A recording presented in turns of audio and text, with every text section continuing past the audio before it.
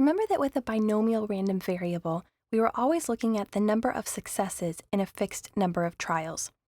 Geometric random variables are still going to require us to impose most of the conditions that we impose on a binomial random variable, except for the one about the fact that we have to have a fixed number of trials. So in order to call something a geometric random variable, each trial must be independent, so we still have to have independent trials. We have to be able to classify the outcome of each trial as a success or failure. And the probability of success has to remain constant across trials. For a binomial random variable, we had to meet a fourth criterion, which was that we had to have a fixed number of trials. So we had to decide in advance we're running exactly 5 trials or exactly 10 trials or whatever the number would be. But with a geometric random variable, we can model something like how many trials do we have to run until we get a success. And so if we think about, for example, how many times do we have to flip a coin until we get heads? Well, we might only have to flip the coin one time. We might get heads on the first flip. Or we might have to flip the coin 10 times or 100 times. And those outcomes are unlikely because we're probably going to get a heads pretty soon. But the point is that we have no idea when the first heads will occur. So we aren't running a fixed number of trials.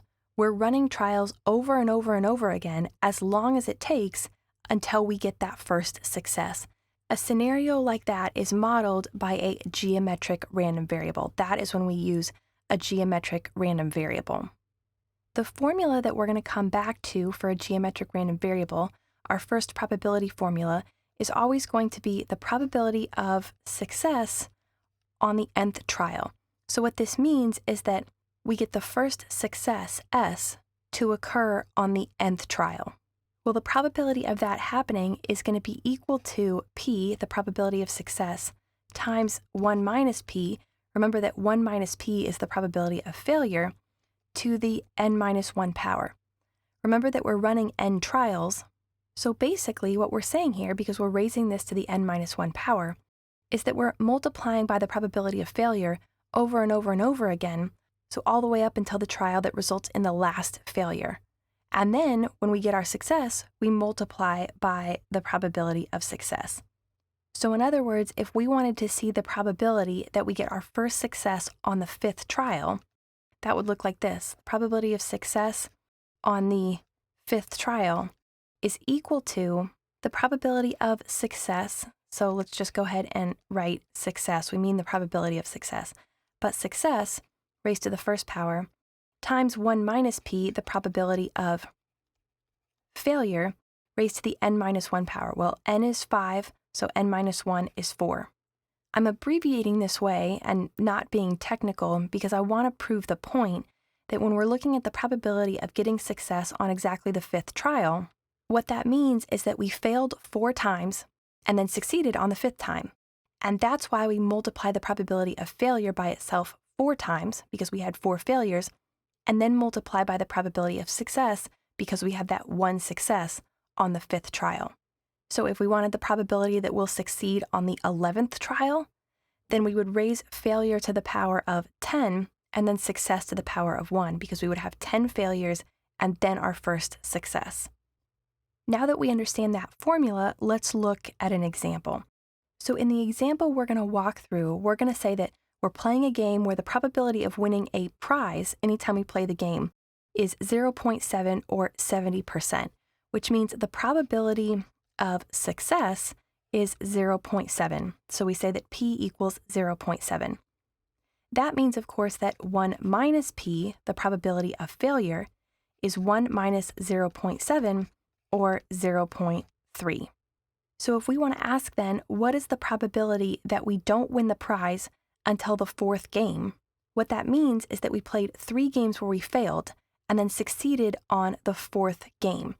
So we would calculate that probability as our first success is on the 4th game, and that's going to be equal to the probability of success, 0.7, which is always raised to the first power, multiplied by the probability of failure, 0.3, raised to the 3rd power, because we have 3 failures and 1 success to get through the 4th trial. The result there is approximately 0.0189, or about 2%. So there's approximately a 2% chance that we won't win a prize until the 4th game. In other words, that we'll fail on the first 3 games, not win the prize, and then finally win the prize on the 4th game. Now that probability calculation is fairly straightforward, but there are other probability calculations that we'll need to do for geometric random variables.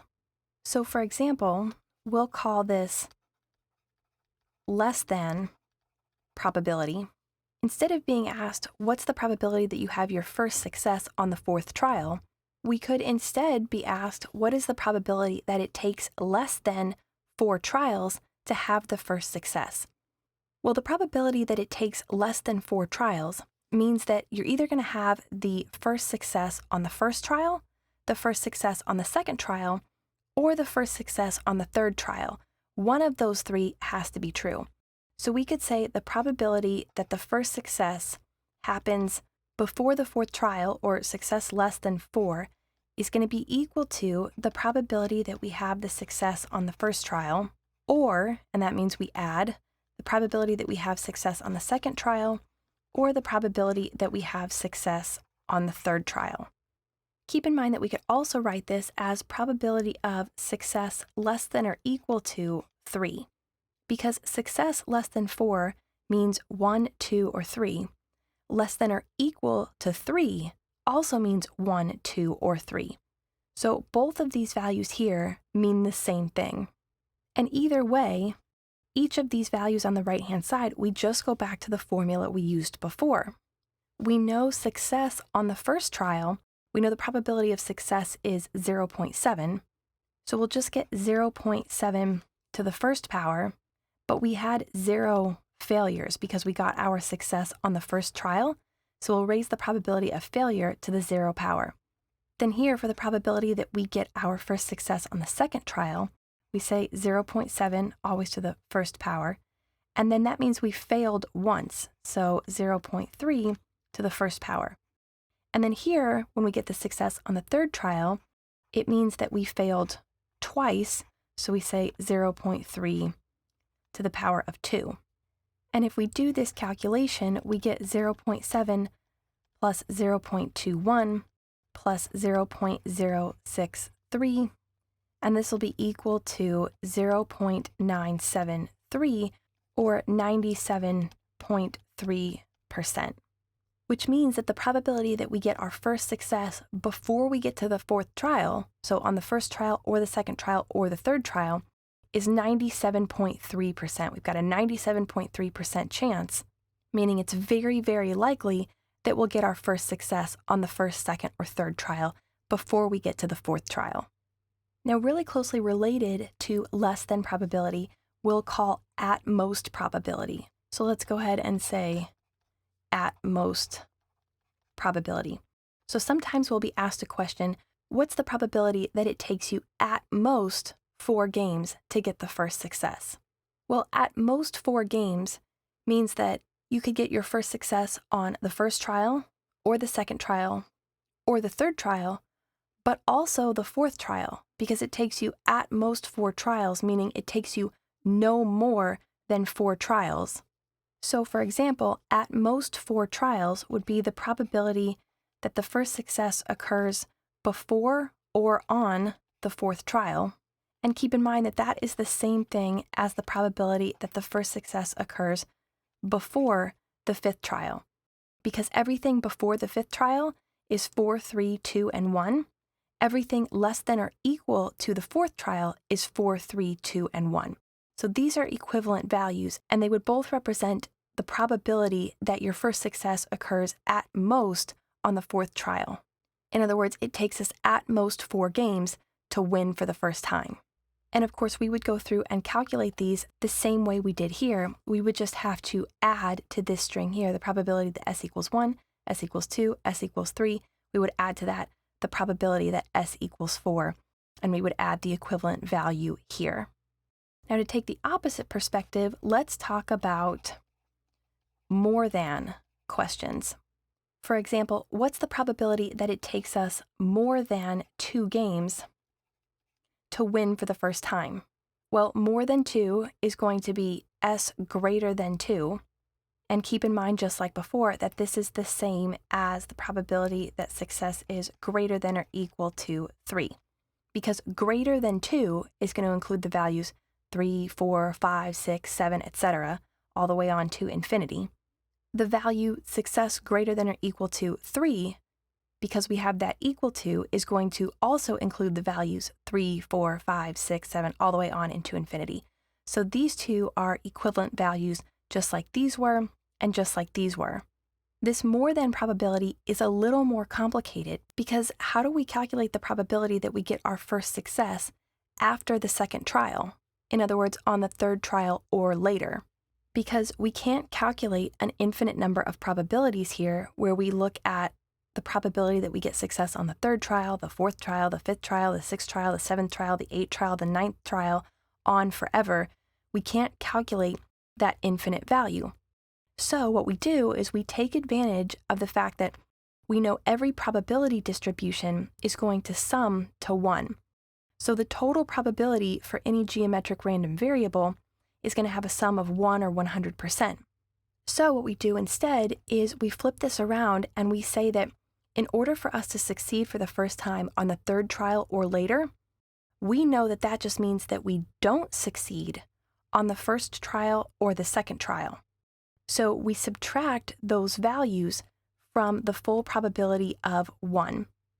So we could say that this is equal to 1 minus the probability that we succeed on the first trial plus the probability that we succeed on the second trial. Because we know that we are not succeeding on either of these trials, but we could succeed on any trial thereafter, the third or the fourth or the fifth or any trial thereafter. So what we get here then is 1 minus, and remember we already calculated the probability that we succeed on the first trial. We found that up here as 0.7 to the first times 0.3 to the 0. That ended up being 0.7, so we get 0.7 there. And the probability that we succeed on the second trial, we know is 0.7 to the first times 0.3 to the first, because we failed once and then succeeded, and that was 0.21, so plus 0.21. If we solve this here, 0.7 plus 0.21 is 0.91. 1 minus 0.91 is 0.09, or 9%. In other words, there's a 9% chance that it takes us more than 2 games to win the first prize. Now, just like we had at most to go along with less than, we have at least to go along with more than.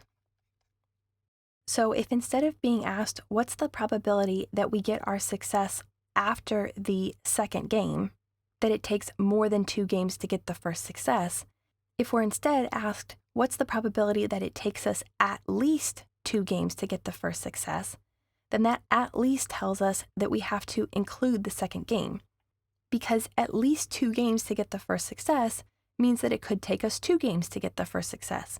But it could also take us 3 or 4 or 5 or 6 and on forever like that. But again, because we can't calculate that infinite sum, we take advantage of this 1 or 100% minus the probability that's not included. So if we said the probability it takes at least 2 games to get the first success, we would say the probability that success occurs after or on greater than or equal to the second game. Keep in mind that that's the same thing as saying the probability that success occurs after the first game, because everything after the first game is the second, third, fourth, fifth, etc. Everything greater than or equal to the second game is the second, third, fourth, fifth, etc. So these are equivalent values because they both include the second game and everything after that. So of course here we're saying because this can be equal to the second game, we're including this probability here, the probability that success occurs on the second game. So the only probability that is not included is the probability that we get the first success on the first game. So this will again be equal to 1 minus, and then just the probability of success on the first game. We know that probability is 0.7, so 1 minus 0.7 is equal to 0.3, or 30%. There's a 30% chance that it takes us at least 2 games to get the first success. The last thing I want to talk about with geometric random variables is how you calculate the mean, variance, and standard deviation for geometric random variables. The formula for the mean is going to be mu sub x, where capital X represents our geometric random variable. We sometimes also call this the expected value of the geometric random variable, capital X. And the formula for the mean for a geometric random variable will be 1 divided by p, where p is the probability of success. So if we continue on with the example we've been going through in this video, where we were playing that game and our probability of success was 70%, or 0.7, we could calculate the mean for that game, that geometric random variable, and we would say 1 divided by 0.7, and we get an approximate value of 1.43. What this tells us is that our first success is most likely to occur somewhere between the first and the second game. Now, this is a discrete variable. We can't have our first success in between the first and second game. It either has to happen on the first game or on the second game. So this is a little bit misleading, but what it's telling us is that this would be the expected value. So over time, if we play this game over and over and over again, we should expect most of our first successes to come either on the first game or the second game, somewhere in there. So that gives us an idea of the mean for our geometric random variable. And then the formula that we use for variance is, again, as always, sigma squared, and we just give this capital X to indicate a geometric random variable. That's going to be equal to 1 minus the probability of success divided by p squared. So again, we just plug in our probability of success, 0.7. So here we could say 1 minus 0.7 divided by 0.7 squared. The result there will be 0.3 divided by 0.49, and we get approximately 0.61. Then the standard deviation, of course, is just the square root of our variance. So we take the square root of sigma squared sub x, and that, of course, will be the square root of about 0.61. When we take the square root of sigma squared, we get just sigma, which is what we use for the standard deviation. And what we get is approximately 0.78. So we could say, for this example we've been working through, that the geometric random variable that defines how long it takes us to win the first prize, when we have a 70% chance of winning on any given trial or in any given game, that the mean is about 1.43 and that the standard deviation is about 0.78.